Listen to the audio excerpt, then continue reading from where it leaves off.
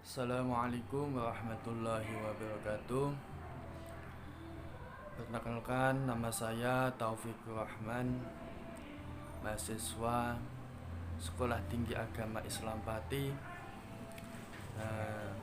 Saya di sini akan mempresentasikan yaitu makalah Eropa Abad Pencerahan guna untuk memenuhi tugas mata kuliah sejarah pendidikan,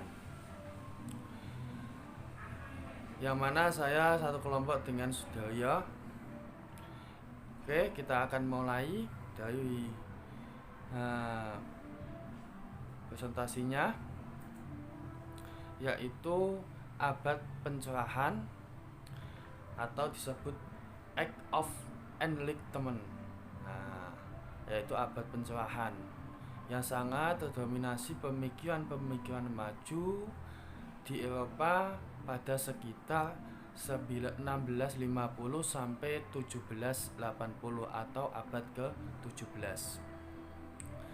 Perbaikan dalam sistem pendidikan menghasilkan masyarakat yang giat minat membaca, sehingga sekitar tahun 1800-an ketika pencerahan memberi angin kepada romantisme, ada sedikit penekanan dan tantangan terhadap otoritas.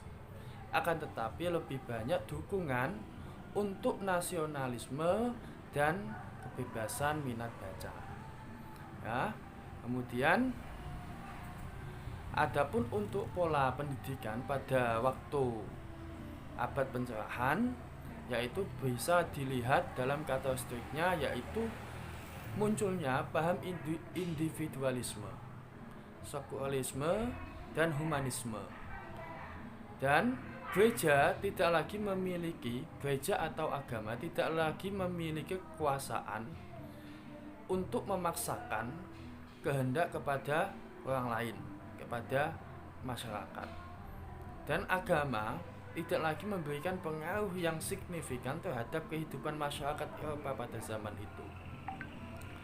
Dan berkembangnya ilmu filsafat yang aliran rasionalisme dan empirisme.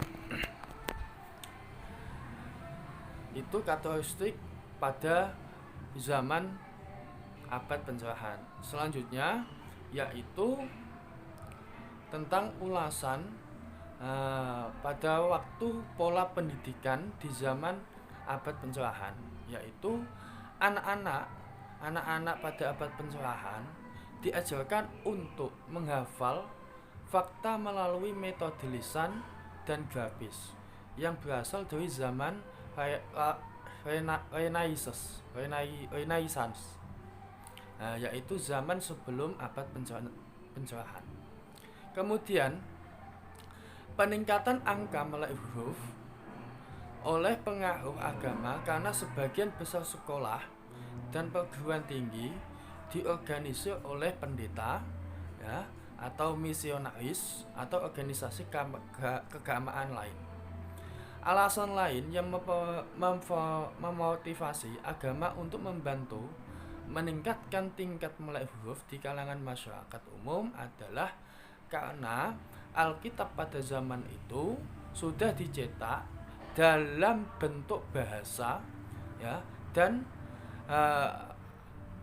Alkitab itu membutuhkan orang-orang yang bisa untuk membaca, sehingga pada zaman itu masyarakat itu lebih banyak atau berangsur meningkat dalam program melek huruf, dikarenakan itu sebuah kunci untuk memahami firman Tuhan di dalam Alkitab.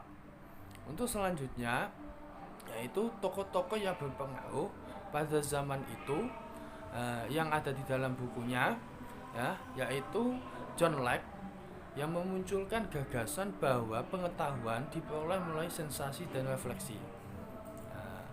Itu salah satu tokoh yang sangat berpengaruh pada waktu zaman pencerahan. Selanjutnya Jacques Rousseau dalam karyanya menekankan pentingnya membentuk pemikiran muda sejak dini, sehingga itu melatih atau menyemangati anak-anak muda untuk bergerak dalam pendidikan.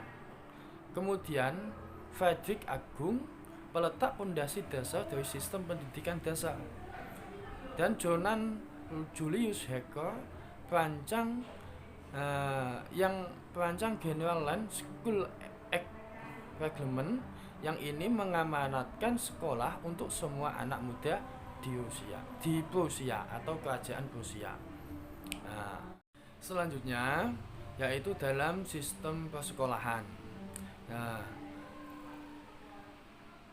Setelah dijelaskan dari sistem pendidikan di atas, yaitu kita masuk dalam sistem persekolahan.